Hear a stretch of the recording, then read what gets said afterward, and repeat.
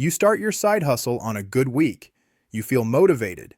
You work late one evening, then again the next morning. It feels exciting, like something is finally moving. Then a busy week hits. Work runs late. Family needs more attention. You tell yourself you'll continue when you feel motivated again. Days pass, then weeks. Nothing is wrong exactly. You just keep waiting for the right feeling. The quiet mistake is letting motivation decide when you show up.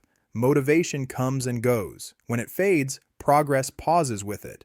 Over time, the hustle doesn't fail loudly. It just slowly disappears. The shift is small but powerful. You don't wait to feel ready. You choose a tiny, repeatable action instead. 15 minutes, one task, even on low-energy days. You don't need more motivation. You need a gentler routine that works even when motivation is gone.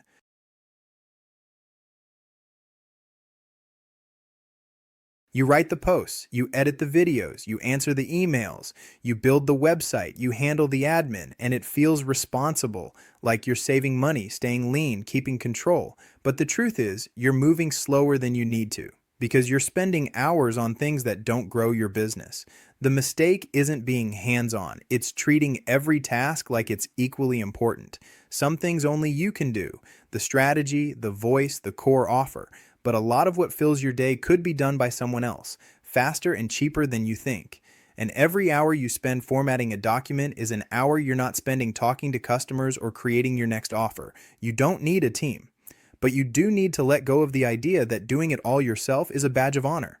It's not. It's a bottleneck. Start small. One task, one tool, one person for 3 hours a week. Then watch how much faster you move when you're not doing everything. That's when side hustles start to scale.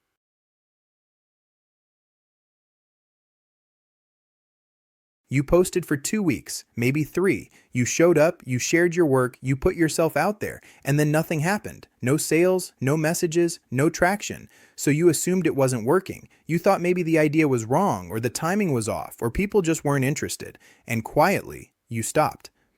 But here's what you didn't see. Attention doesn't show up on day one.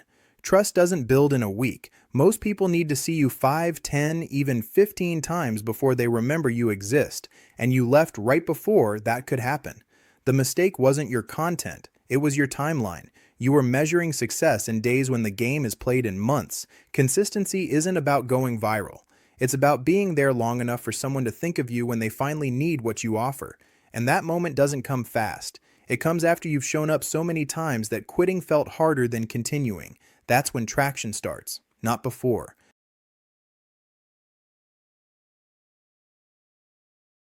You saw someone blow up with a certain style, a format, a topic, a type of content. So you tried it too, and it made sense. If it worked for them, maybe it would work for you. But weeks went by and nothing happened, because you were copying a result without understanding the process behind it. The mistake isn't learning from others, it's abandoning what makes you different to chase what's already crowded. Trends move fast. By the time you notice them, they're already saturated. And the people who win with trends are usually the ones who started them or got there early. You didn't. And now you're trying to stand out by doing the same thing as everyone else. That's not a strategy. That's noise. What works long term isn't jumping on what's hot. It's building something specific to a real audience, solving one problem well, showing up as yourself, not a version of someone else. Because people don't follow trends. They follow clarity. And the clearer you are about what you do and who it's for, the less you need to chase anything. Stay focused. Let others chase.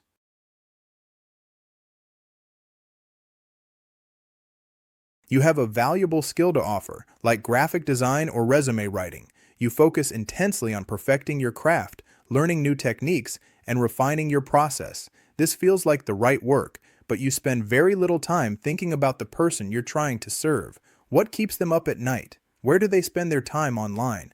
What words do they use to describe their problem?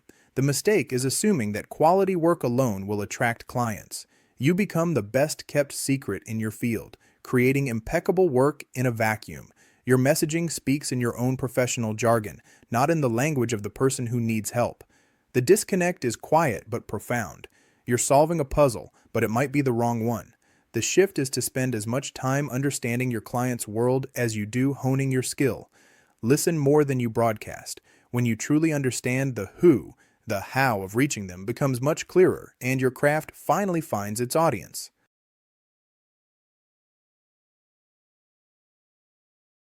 You tell yourself you'll work whenever there's time. A few minutes here, a late night there. At first, it feels flexible and freeing. Slowly, the side hustle starts leaking into everything. Rest feels interrupted. Family time feels split. You're never fully on or fully off. The mistake is having no boundaries. Without them, the hustle takes energy without giving structure back. That imbalance builds resentment. Over time, even light work starts to feel heavy. Not because of effort, but because there's no clear stop. Simple boundaries protect motivation. When work has a place, the rest of life can breathe again.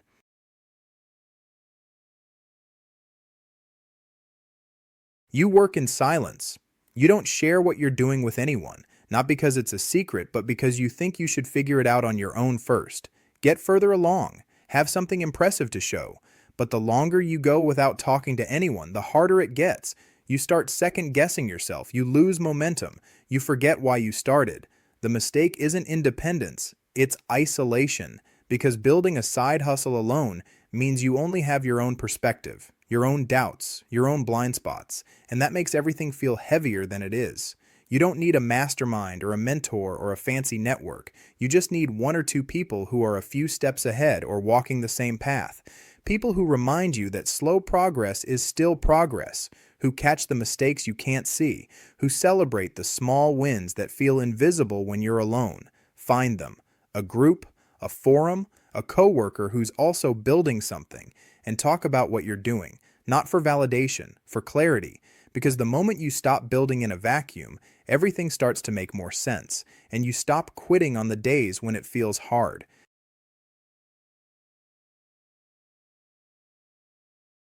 You tried something for a month, maybe 6 weeks. It didn't take off the way you imagined, so you pivoted. You switched to a different niche, a different platform, a different offer, and when that didn't explode either, you switched again. It felt like adapting, like testing, but really you were restarting over and over, and every time you changed direction, you lost the one thing that actually builds traction: time in one place. The mistake isn't experimenting, it's abandoning things before they have a chance to compound.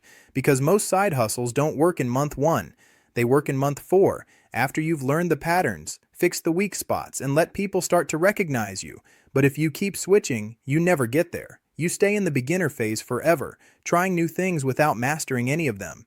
And that feels like motion, but it's not progress. Pick one thing, give it 6 months of real effort, not perfect effort, consistent effort, then decide if it's working. That's how you know if something has potential, not by how it feels in week 3.